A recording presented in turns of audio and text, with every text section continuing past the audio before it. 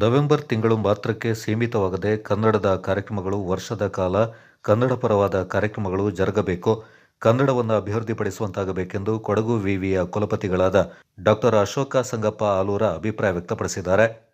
Saint ons ಪದವಿ college, Kannada ಭಾಷಾ ವಿಭಾಗ, ಸಾಹಿತ್ಯ ಸಂಘ, ಕನ್ನಡ ವಿದ್ಯಾರ್ಥಿ ಬಳಗ ಮತ್ತು ವಿರಾಜಪೇಟೆ ತಾಲೂಕು ಕನ್ನಡ ಸಾಹಿತ್ಯ ಪರಿಷತ್ನ ಸಂಯುಕ್ತಾಶ್ರಯದಲ್ಲಿ ವಿರಾಜಪೇಟೆ ಸಂತ ಅನ್ನಮ್ಮ ಪದವಿ ಕಾಲೇಜು ಸಭಾಂಗಣದಲ್ಲಿ ನುಡಿ ನೃತ್ಯ ಸಂಭ್ರಮ 24 ಮತ್ತು ಪುರಾತನ ವಸ್ತುಗಳ ವಸ್ತು ಪ್ರದರ್ಶನ ಕಾರ್ಯಕ್ರಮ ನಡೆಯಿತು. ಕಾರ್ಯಕ್ರಮ ಉದ್ಘಾಟಿಸಿ ಅಶೋಕ ಸಂಗಪ್ಪ ಆಲೂರ್ ಅವರು ಮಾತನಾಡಿದರು. ಕೊಡಗು ವಿವಿಯ ಕುಲಸಚಿವರಾದ ಡಾಕ್ಟರ್ ಸುರೇಶ್ ಎಂ, ಸಂತ ಅನ್ನಮ್ಮ ವಿದ್ಯಾಸಂಸ್ಥೆಗಳ ವ್ಯವಸ್ಥಾಪಕರಾದ reverend father James Dominic, Virajpet taluk Kannada Sahitya ಪರಿಷತ್ನ ಅಧ್ಯಕ್ಷರಾದ ಡಿಪಿ ರಾಜೇಶ್ ಪದ್ಮನಾಭ ಮತ್ತಿತರ ಪ್ರಮುಖರು ಈ ಸಂದರ್ಭ ಪಾಲ್ಗೊಂಡಿದ್ದರು.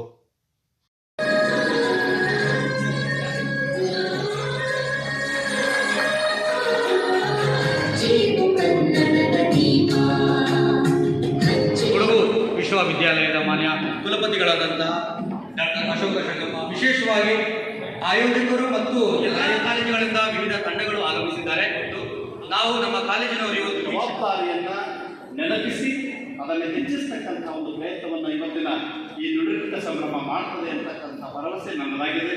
ಈ ಕಾರ್ಯಕ್ರಮದಲ್ಲಿ ಭಾಗವಹಿಸಿರ್ತಕ್ಕಂಥ ಪ್ರತಿಯೊಂದು ತಂಡದ ವಿದ್ಯಾರ್ಥಿನಿಯರಿಗೆ ನಾನು ವಿಶ್ವವಿದ್ಯಾಲಯದ ಪರವಾಗಿ ಶುಭವನ್ನು ಕೋರ್ತೇನೆ.